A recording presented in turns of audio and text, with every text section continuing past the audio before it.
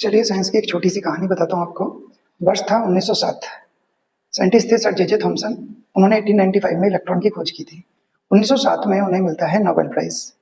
क्या कहने के लिए, क्या सिद्ध करने के लिए कि इलेक्ट्रॉन इज अ पार्टिकल।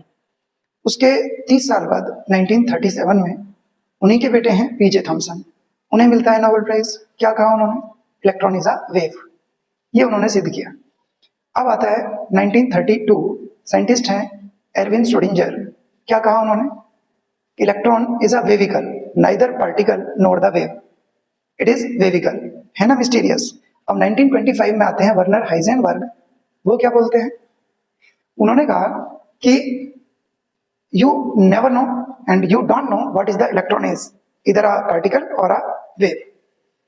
अभी भी आप देखिए कि इलेक्ट्रॉन जब आप उसे नहीं देख रहे होते तब वो वेव की तरह बिहेव करता है, और जब हम उसे देख रहे होते हैं तो वो पार्टिकल बन जाता है। क्या मिस्टीरियस है। यानी कि हमारा जो यूनिवर्स जो हमें चारों तरफ दिख रहा होता है, जब हम इसे नहीं देख रहे होते इसका बिहेव कुछ और होता है, और जब हम इसे देख रहे होते हैं उसका बिहेव बिल्कुल चेंज हो जाता है। पता है, क्वांटम मैकेनिक्स में इसे ऑब्जर्वर इफेक्ट कहा जाता है। ये मिस्ट्री सुलझा नहीं पाए थे ली ब्रोगली भी, जिन्होंने 1924 में मैटर वेव का कॉन्सेप्ट दिया था कि इलेक्ट्रॉन जैसे पार्टिकल मैटर है जो वो मोशन के टाइम वेव वाले कैरेक्टर भी शो करते हैं। हमें 1929 का नोबेल प्राइज मिला था, तब उन्होंने सीवी रमन जी को हराया था। सीवी रमन जी को 1930 में मिल पाया था फिर नोबेल प्राइज। 2025 आ चुका है, अभी भी इलेक्ट्रॉन की मिस्ट्री सुलझी नहीं है।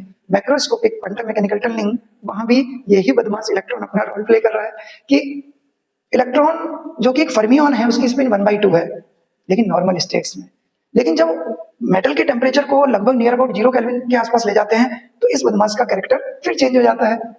और नॉर्मल स्टेट में पॉली ने कहा था कि किसी भी इलेक्ट्रॉन की चारों क्वांटम स्टेट सेम नहीं हो सकती, लेकिन नियर अबाउट 0 केल्विन पर सभी इलेक्ट्रॉनों की क्वांटम स्टेट सेम हो जाती हैं, और अब ये एक नए पार्टिकल की तरह, सेम पार्टिकल्स की तरह बिहेव करते हैं, और हमें मैटर की 5th स्टेट मिलती है जिसे बोस आइंस्टीन कंडेंसेट कहा जाता है। इस स्टेट को खोजा था हमारे सत्येंद्र नाथ बोस जी ने, और लेटर लिखा था अल्बर्ट आइंस्टाइन को।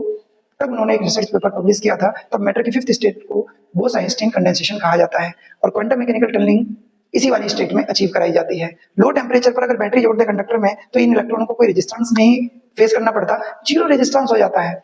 अब इलेक्ट्रॉन का बिहेवियर फिर से कुछ अलग है। फिजिक्स हो या केमिस्ट्री, बस आप इलेक्ट्रॉन को ठीक से पकड़ लो, इसे ढंग से समझ लो।